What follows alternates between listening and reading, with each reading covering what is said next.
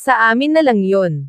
Ito ang sinabi ng aktres na si Kim Chu tungkol sa status ng relasyon nila ni Sian Lim, sa gitna ng mga haka-haka na break na sila.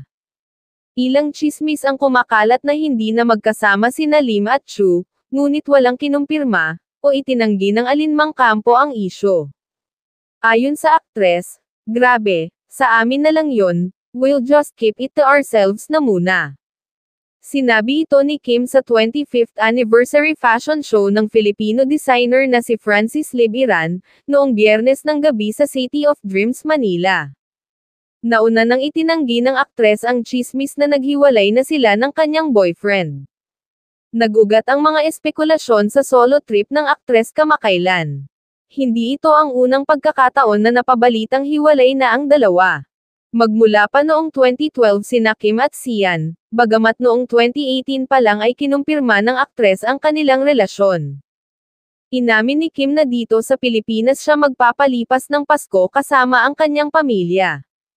Matapos ang kanilang tagumpay sa seryeng Linlang, ikinwento rin ni Kim kung gaano siya kasabik na muli niyang makakasama si Paolo Avellino para sa isang bagong proyekto.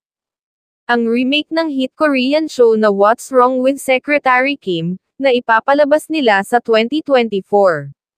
Nagpasalamat siya sa mga fans na nagustuhan ang Kim-Paolo chemistry sa Linlang, at sinabing sobrang saya niya sa buhos ng blessing sa kanyang career. Samantala, after ng bonggang fashion show, hindi agad nakalabas ng ballroom ang aktres sa rami ng gustong magpa-picture sa kanya. Kabog nga si Kim dahil bawat hakbang ay may dumidikit sa kanya, at kahit hirap na hirap siyang maglakad dahil sa haba ng kanyang gown ay pinaunlakan ng aktres ang mga fans na gustong magpa-picture sa kanya.